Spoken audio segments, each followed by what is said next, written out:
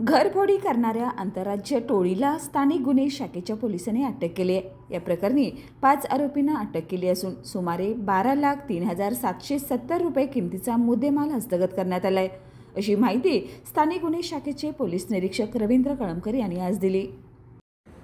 कोल्हापूर जिल्ह्याचे पोलीस अधीक्षक श्री योगेश कुमार गुप्ता साहेब यांनी कोल्हापूर जिल्ह्यामध्ये होत असलेल्या घरफोडीच्या अनुषंगाने स्थानिक गुन्हे शाखा तसेच पोलीस ठाणे यांना सदरचे गुन्हे उघडकीस आणण्याबाबत आदेशित केले होते। स्थानिक गुन्हे शाखेने यापूर्वीच आंतरराज्यीय आरोपी तौफिक शेख व सलीम शेख यांना ताब्यात घेऊन त्यांच्याकडून 32 घरफोडीचे गुन्हे उघडकीस आणलेले होते।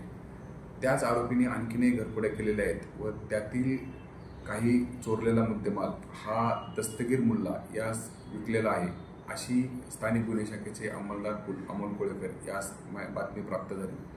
सदर बातमीच्या अनुषंगाने दस्तगीर मुल्ला यास ताब्यात घेतले व त्याच्याकडे सदर आरोपी यांनी मुद्देमाल दिल्याचे कबूल केले।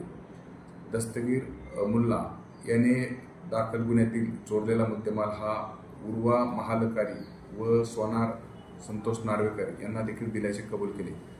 या 5ही आरोपींना ताब्यात घेऊन त्यांच्याकडे एकत्रित तपास केला असता त्यांनी त्यांच्याकडून 126 ग्रॅम सोनं, त्याचप्रमाणे 718 ग्रॅम चांदी व इतर तांब्याच्या वस्तू हस्तगत करण्यास स्थानिक गुन्हे शाखा कोल्हापूर यांना यश प्राप्त झालेले आहे। आरोपी तौफिक शेख व सलीम शेख यांनी करवीर पोलीस ठाणे हद्दीतील घरफोडे केलेले 7 ठिकाणी, त्याचप्रमाणे आजरा पोलीस स्टेशन हद्दीतील 1 घरफोडी, राधानगरी व वडगाव येथे देखील घरफोड्याची ठिकाणे दाखवलेली आहेत। अशा रीतीने स्थानिक गुन्हे शाखेने आरोपी तौफिक शेख, सलीम शेख व मालमत्ता घेणारे 3 आरोपी अशा 5 आरोपींना ताब्यात घेऊन त्यांच्याकडून 12 गुन्हे उघडकीस आणलेले आहेत व 12 लाख रुपयाचा मुद्देमाल हस्तगत करण्यास स्थानिक गुन्हे शाखा कोल्हापूर यांना यश आलेले आहे।